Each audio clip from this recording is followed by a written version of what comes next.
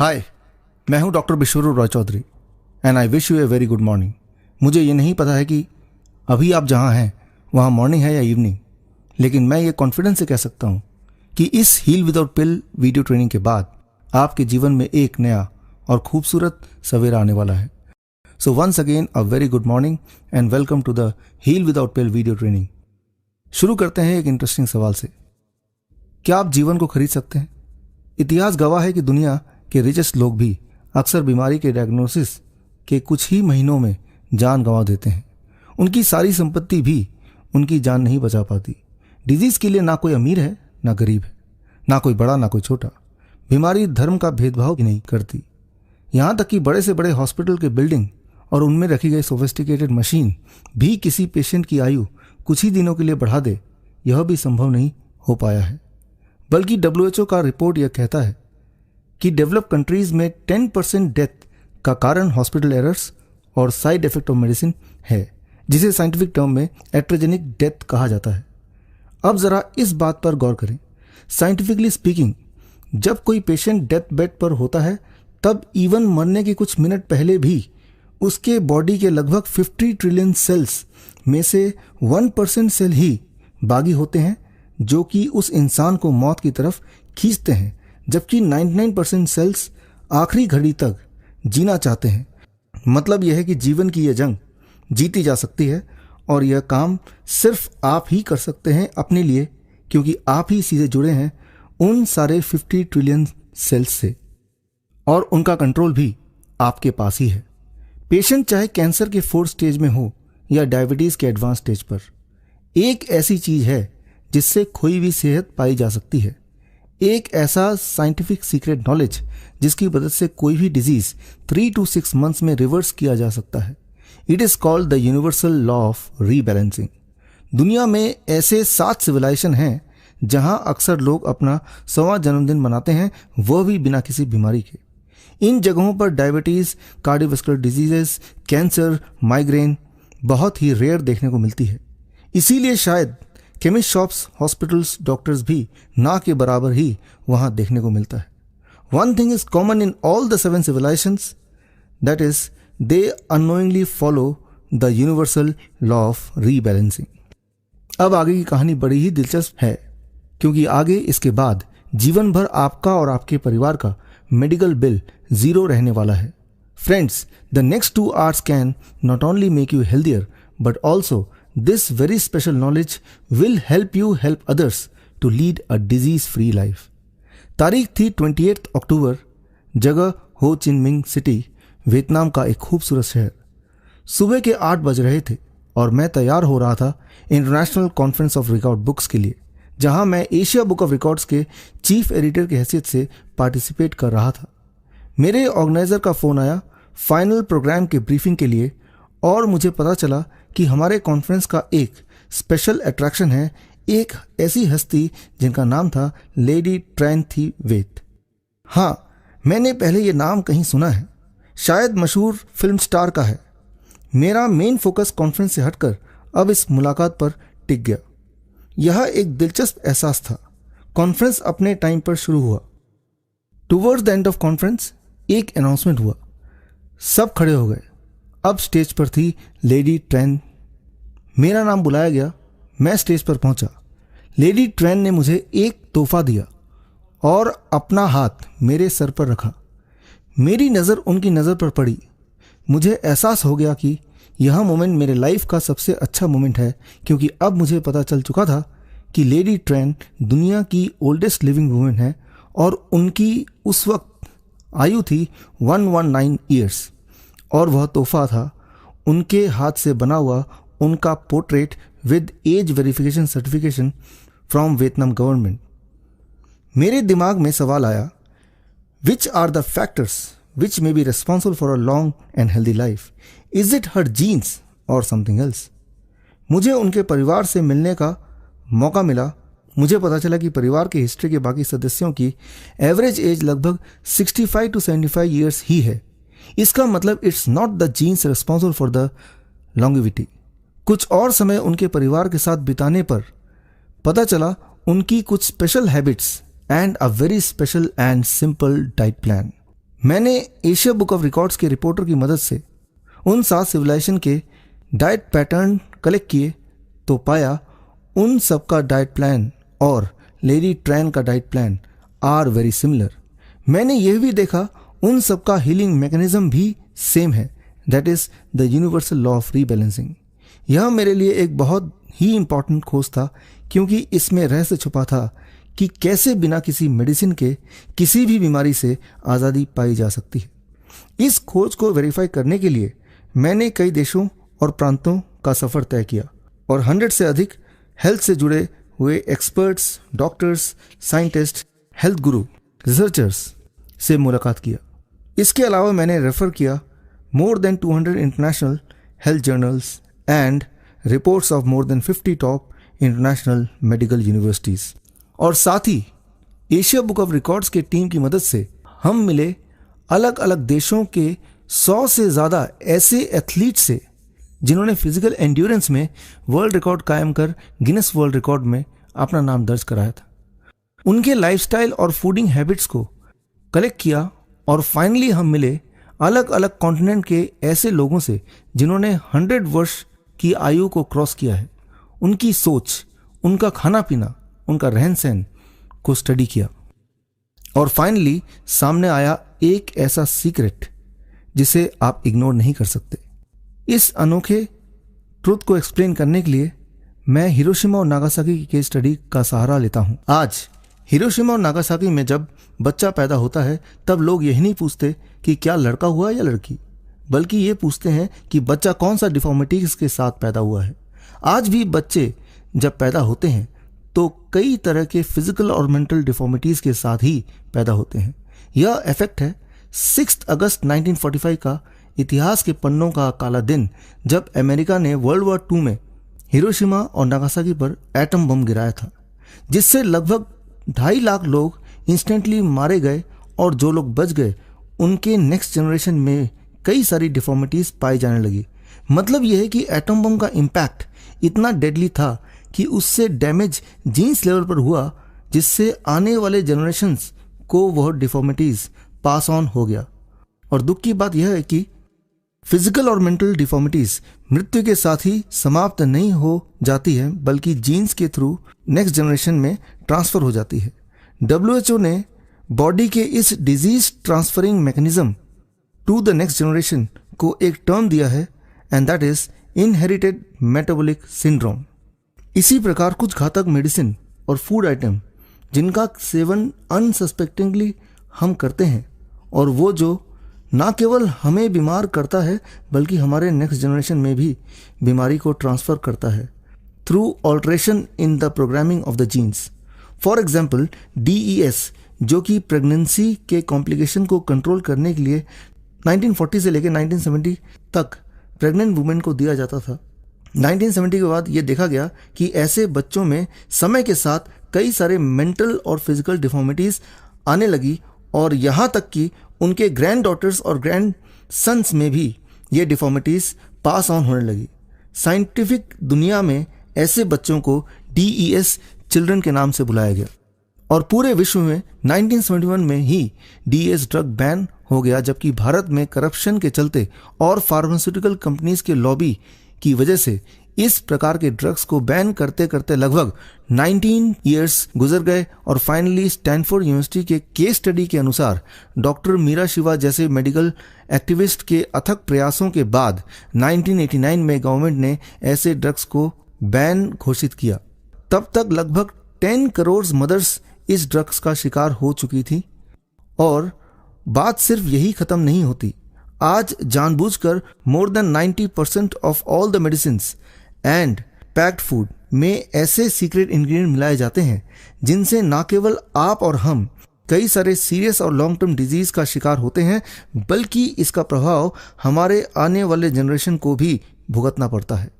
मुझे आज भी याद है वो दिन जब मैं 2nd क्लास में पढ़ता था और मेरे साथ वाली सीट पर मेरा बेस्ट फ्रेंड बैठता था।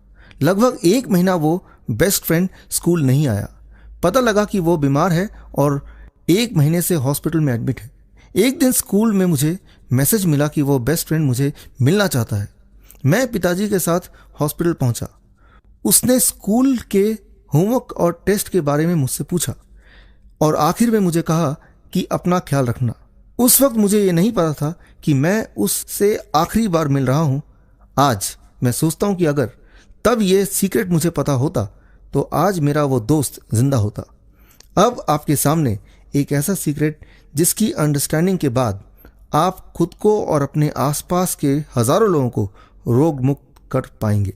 It will not only be a new beginning towards the end of all diseases, but also it will be a big step towards the end of all big so-called modern medicines and pharmaceutical industries and multi-specialty hospitals. इस पूरे चक्रव्यूह को understand करने के लिए इस कहानी पर गौर करें। कहानी का नाम है अप्पू और पप्पू। अप्पू एक हाथी का बच्चा जबकि पप्पू एक इंसान का। आज से 500 ईयर्स पहले हाथी की एवरेज लाइफ स्पैन थी 70 ईयर्स और आज भी हाथी की एवरेज लाइफ स्पैन है 70 ईयर्स, जबकि आज से 500 ईयर्स पहले मानव का लाइफ स्पैन था लगभग 110 ईयर्स जबकि आज है 75 ईयर्स। अप्पू और पप्पू के जीवन के सफर के माध्यम से यह जानने की कोशिश करते हैं कि इंसान के लाइफ स्पैन के कम होने के पीछे का सच क्या है। तारीख थी 12 जनवरी 1990। अप्पू का जन्म जंगल में हुआ जबकि पप्पू का हॉस्पिटल में सिजेरियन सेक्शन डिलीवरी से हुआ। WHO के 2007-2008 इंडिया सेंट्रिक रिपोर्ट के अनुसार 27% सिजेरियन सेक्शन पाया गया और मुख्यतः प्राइवेट हॉस्पिटल में सिजेरियन सेक्शन सर्जरी की वजह से ज़्यादा प्रॉफिट कमाना वजह बताई गई। WHO की रिपोर्ट यह भी कहती है women undergoing C section that are not medically necessary are more likely to die or be admitted into intensive care units, require blood transfusions or encounter complications, and also babies born by cesarean have greater chances of respiratory problems. सोचने वाली बात यह है कि बच्चे का पैदा होना भी कुछ लोगों के लिए व्यापार बन गया है, चाहे उससे बच्चे और माँ की जान खतरे में ही क्यों ना पड़ जाए। देखते हैं अप्पू और पप्पू की आगे की कहानी। उम्र लगभग 1.5 साल। अप्पू और पप्पू अब अपने पैरों पर चल रहे थे, खेल रहे थे। यहां सी सेक्शन डिलीवरी के बाद पप्पू के जीवन का दूसरा मेजर ट्रेजेडी। पप्पू को और इंसानी बच्चों की तरह 25 दर्दनाक और पॉइजनस वैक्सीन का सामना करना पड़ा।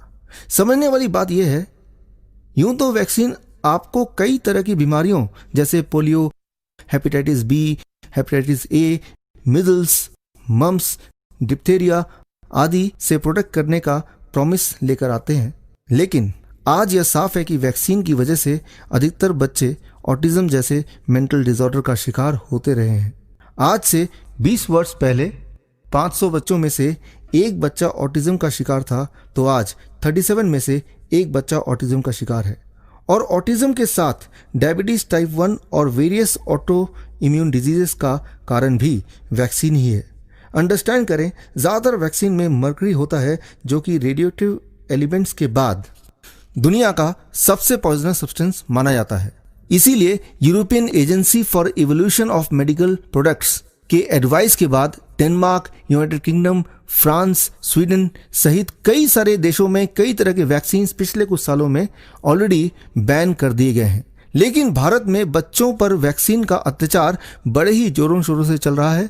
शायद भारत की सरकार बच्चों के सेहत से ज़्यादा वैक्सीन बनाने वाले फार्मास्यूटिकल कंपनीज के सेहत की चिंता करते हैं। मामले की गहराई को समझने के लिए देखिए यह दुर्लभ video.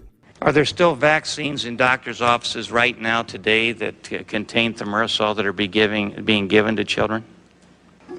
I don't believe so, no. As I mentioned, all vaccines for the routine recommended childhood immunization series started 2001, have been manufactured either thimerosal-free or with markedly reduced amounts of thimerosal. Now, that's just the vaccines that are in the routinely recommended childhood immunization schedule. Can you say right now, just flat out, just say, can you tell me without any doubt whatsoever that the mercury in vaccines does not cause neurological problems or autism?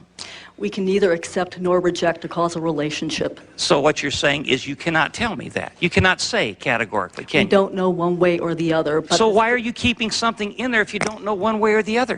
When you know that there's an epidemic of autism. If there's an epidemic of something, why do you keep it in there when you're not sure? Because every study I've seen flatly says you're not sure. You say you can't say yay or nay. I think you have to consider the benefit that vaccine. Mercury बच्चों के brain के neuron को damage करता है, जिससे कई प्रकार के मेंटल डिसऑर्डर होते हैं।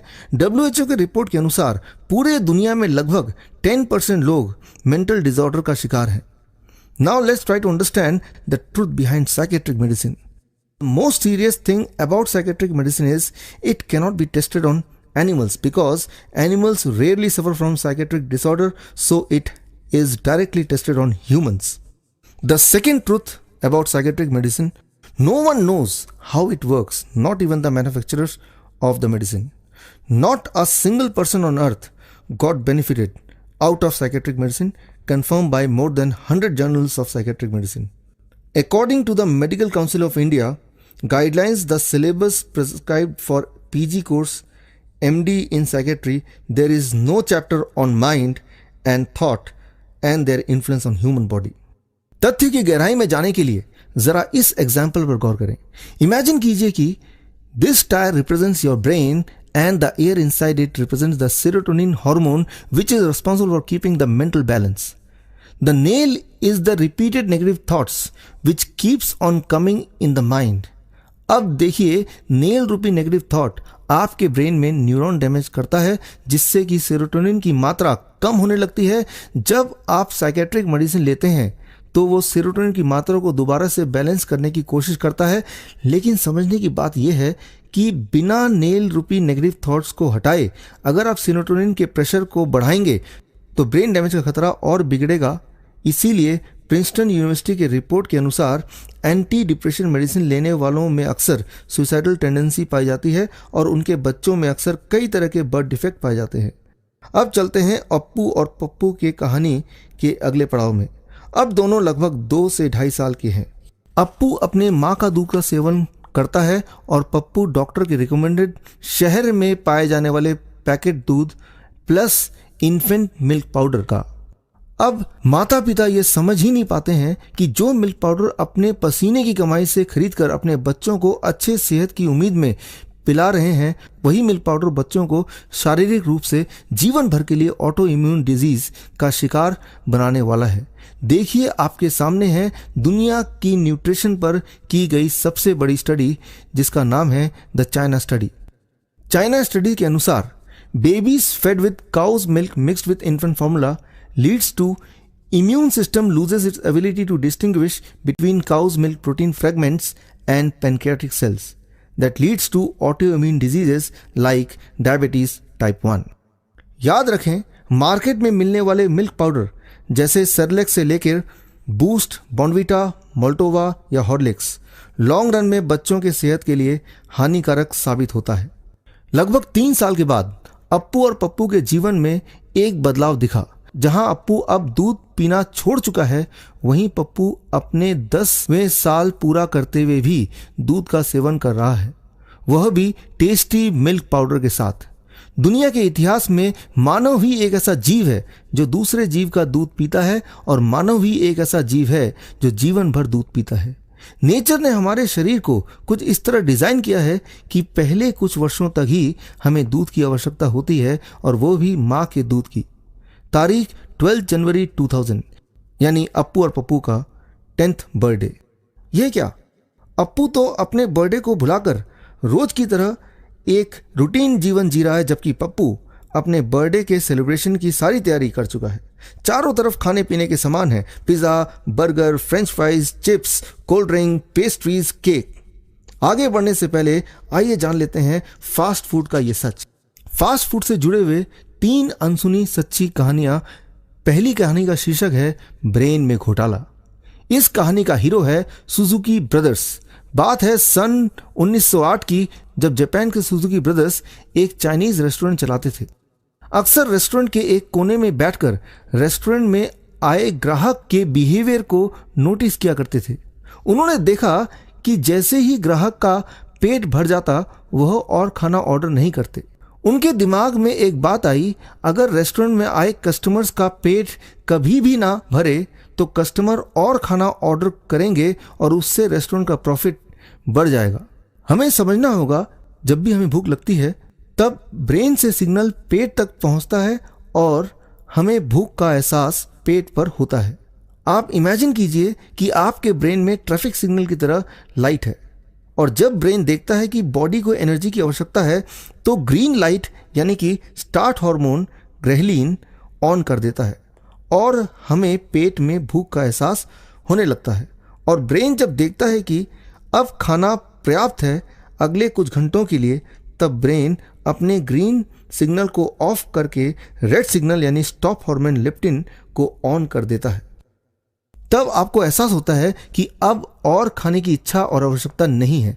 सुजुकी ब्रदर्स कुछ साइंटिस्ट से मिले और बोला, आप कुछ ऐसा कर दो कि जब हमारे रेस्टोरेंट में कस्टमर आए तब उनका ग्रीन सिग्नल हमेशा के लिए ऑन रहे और रेड सिग्नल हमेशा के लिए ऑफ, ताकि उनको खाने के बाद भी भूख लगती रहे, जिससे कि कस्टमर और खाना ऑर्डर करें और खाते रहें। साइंटिस्ट ने सुजुकी ब्रदर्स के दरख्वास्त के बाद एक केमिकल का इजाद किया जिसका नाम है MSG यानी कि मोनोसोडियम ग्लूटामेट, और सुजुकी ब्रदर्स को समझाया बस इसे खाने में मिला देना। MSG की यह खासियत है कि जैसे ही खाने के माध्यम से आपके जीभ तक यह पहुंचता है तो जीभ से सीधे ब्रेन में ग्रीन सिग्नल यानी कि स्टार्ट हार्मोन को लगातार ऑन रहने पर मजबूर करता है और साथ ही रेड सिग्नल यानी स्टॉप हार्मोन को डिस्ट्रॉय करने लगता है। यानी जितना आप MSG युक्त खाना खाएंगे उतना आपका ग्रीन सिग्नल ऑन रहेगा और रेड सिग्नल ऑफ, यानी कि खाने के बावजूद भी भूख लगती रहेगी। लेकिन कुछ सालों के MSG युक्त खाने के सेवन से रेड सिग्नल यानी स्टॉप हार्मोन की प्रक्रिया पूरी तरह से डैमेज हो जाती है और ऐसे बच्चे दिन भर खाना खाते ही रहते हैं और फिर भी भूख नहीं मिटती। लगभग जितने भी फास्ट फूड हैं जैसे chips, burger, pizza, French fries, इन सब में MSG होता है। MSG अगर आप मिट्टी में मिलाकर खाएं तो वह भी स्वादिष्ट लगेगा क्योंकि यह है फॉल्स टेस्ट।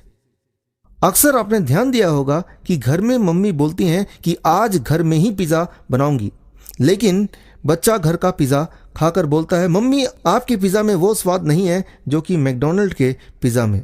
ध्यान देने वाली बात यह है कि रेस्टोरेंट में पिज़्ज़ा जो आपको स्वादिष्ट लगता है उसकी वजह है MSG।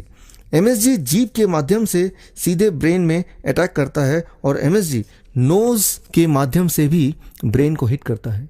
इसीलिए आपने गौर किया होगा जब आप मैकडॉनल्ड के पास से गुजरते हैं तब एक पिकुलियर स्मेल आती है और आपको एहसास होता है कि भूख लगी है, कुछ खा लिया जाए। दरअसल यह MSG का कमाल है। MSG leads to many kind of lifestyle diseases including diabetes, cardiovascular diseases, mental disorder, obesity, etc. अब चलते हैं दूसरी कहानी की तरफ। इसका टाइटल है कैनिबलिज्म।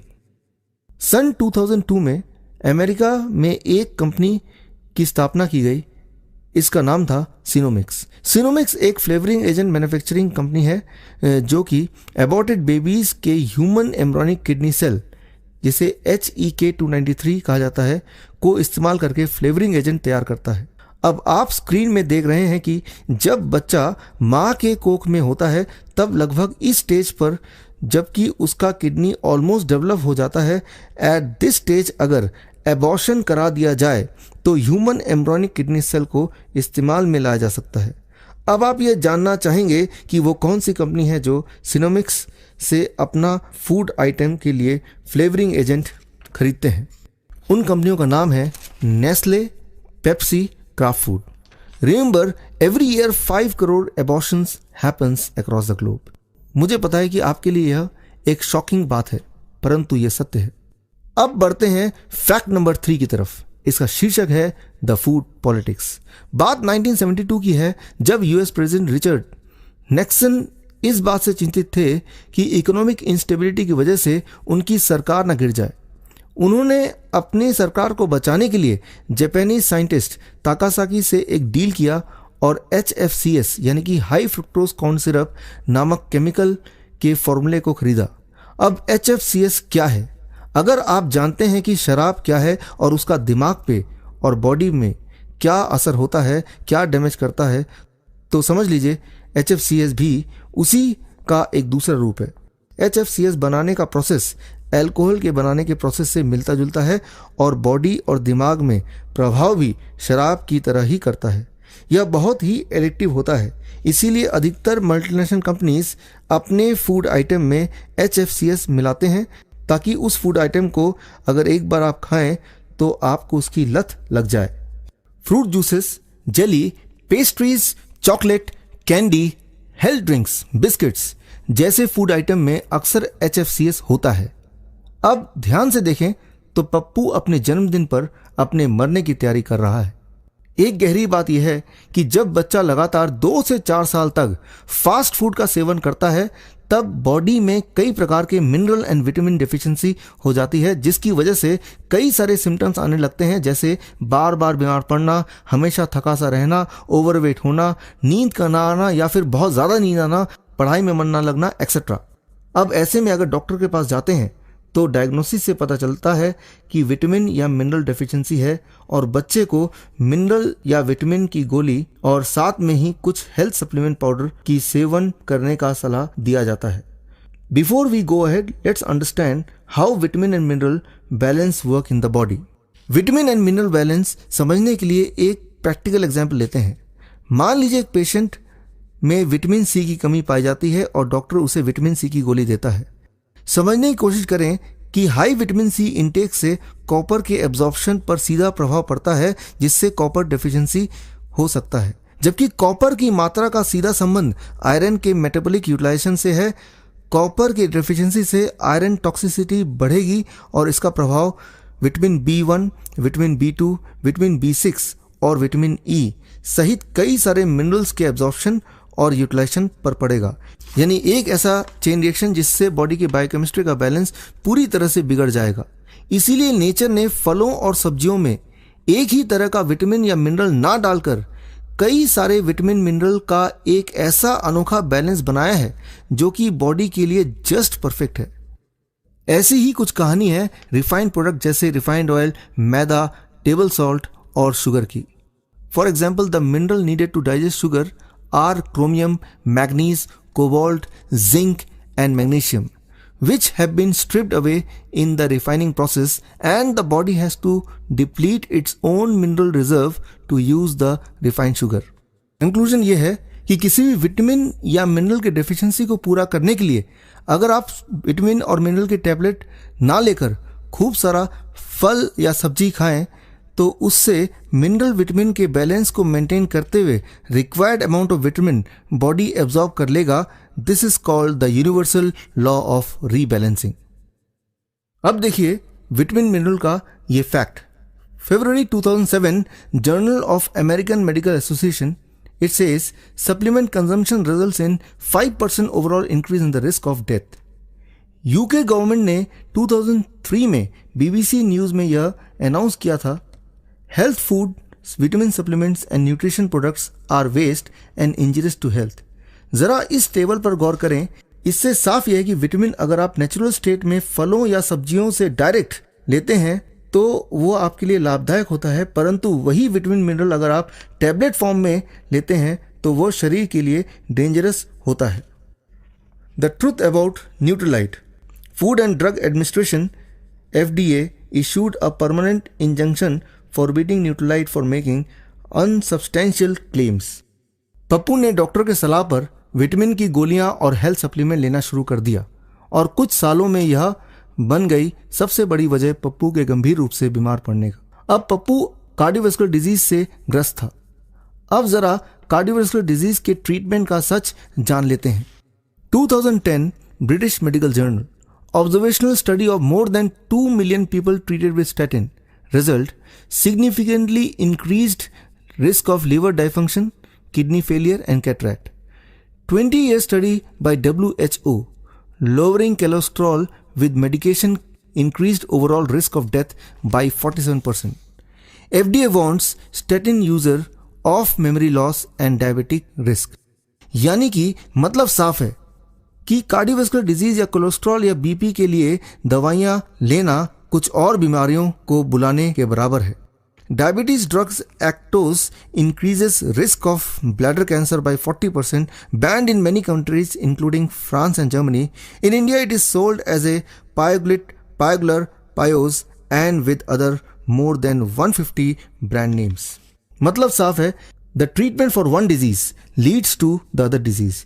यानी कि कोलेस्ट्रॉल की दवाई अगर लंबे समय तक लेते हैं तो डायबिटीज हो सकता है, और अगर डायबिटीज की दवाई कुछ साल तक लेते हैं तो कैंसर से आप पीड़ित हो सकते हैं. कैंसर की मॉडर्न ट्रीटमेंट का मेथड बड़ा ही शर्मनाक है. गौर कीजिए इस रिपोर्ट पर. Money spend by national cancer institute approximately Indian currency में 30,000 crore rupees per year. And the same National Cancer Institute observed cancer patient denying treatment have 4 times more chances of survival than the patients undergoing chemotherapy or radiation. According to Newsweek survey, 75% of oncologists say that they will not accept chemotherapy, radiation therapy if they get cancer.